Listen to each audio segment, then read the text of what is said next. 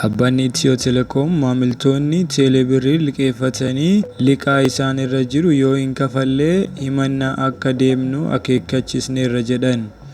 Maallaqni hawaasaa fi mootummaa liqeeffatan kafalaa jechuun dhaabbatichi xalayaa maamiltootaaf barreesseen hubachiiseera. Kunis osoo hin ta'in yoo hafe garuu haala waliigaltee isaaniin mana murtiitti himannaa banuun maallaqa liqeeffatame kaffaltii tajaajila kaffaltii adabbii akkasumas dhala seera qabeessa qama seeraatiin kan kafalamu ta'uu akeekkachiisneerra jedhan. Yuunivarsiitiin Baahar Daar Niikular Injiinaringii eegaluuf. Yuunivarsiitiin Baahar Daar bara 2018 eegalee barnoota Niikular Injiinaringii digirii lammaffaan barsiisuu akka eegalu. Yuunivarsiitiin Baahar Daar bara 2018 eegalee barattoota Niikular Injiinaringii digirii lammaffaa barsiisuu akka eegalu diiniin sagantaa digirii lammaffaa Inistituut of Teekinooloojii Yuunivarsiitichaa beeksisaniiru. Barattoonni barachuudhaaf fedhii qaban galmeessaa akka jirru ibsineerra jedhan. Haaluma kanaan barattoonni muummee Keemikaal Injiinaring, Makaanikaal Injiinaring, Keemistirii fi Fiiziksii muummee kana fakkaatan digirii jalqabaa qabdan galmooftanii barachuu akka dandeettan himneerra jedhan.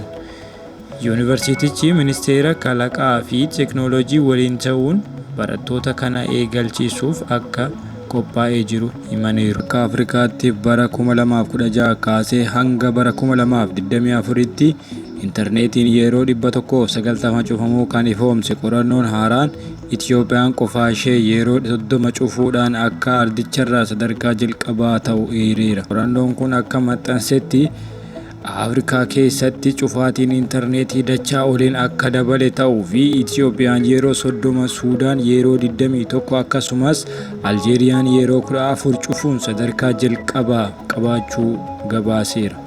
Itiyoophiyaa keessatti intarneetiin yeroo dheeraadhaaf kan cufame yeroo waraana Tigraay ta'uu eere. Gabaasichi kun namoota miiliyoonaan lakkaa'aman akka wal hin qunnamnee fi tajaajila bu'uuraa hin arganne taasise jedhe.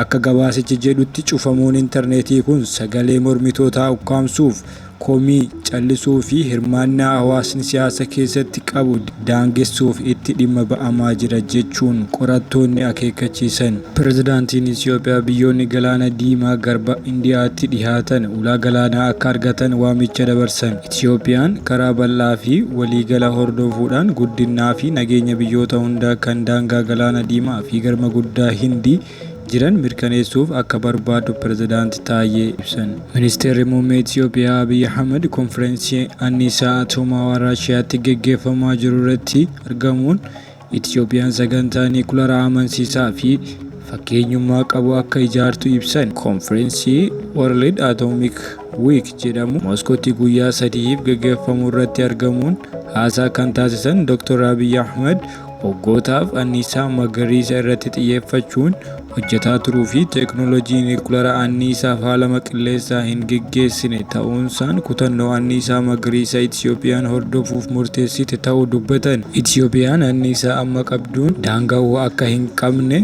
karaaleen ittiin jireenya lammiilee biyyattii jijjiiruun danda'amu irratti hojjetanis dubbachuun teekinooloojiin niikularaa egeree Itiyoophiyaaf murteessaa ta'uu kaasan. Teekinooloojiin niikularaa madda anniisaa amansiisaa fi faalama xiqqeessu ta'uu isaatiin Itiyoophiyaan gama hedduun barbaachisaa akka ta'e ibsan. Teekinooloojiin niikularaa anniisaa aara hedduu hin maddisiisne argamsiisa. Wabii nyaataa jabeessa. Doktoroota gargaara. Saayintistoonni keenya akka kalaqaaf isaan gargaara. Itiyoophiyaadhaaf niikularri waa'ee anniisaa qofaa miti kan jedhan Dr. Abiyyi waa'ee uummataatti jedhan. Itiyoophiyaan sagantaa gabbisa niikularaa kana kaayyoo nagaa qabeessaaf qofa akka hojiirra oolchitu ibsitee turte.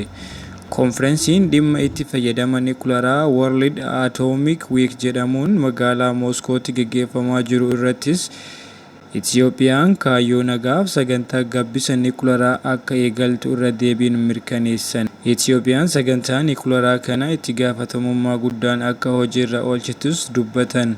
Dhaabbanni UN niikularii to'atu eejensii anniisaa atoomikii idil-addunyaa tattaaffii Itiyoophiyaan kaayyoo nagaaf sagantaa niikularaa eegaluuf jettu akka deeggaru ibseera.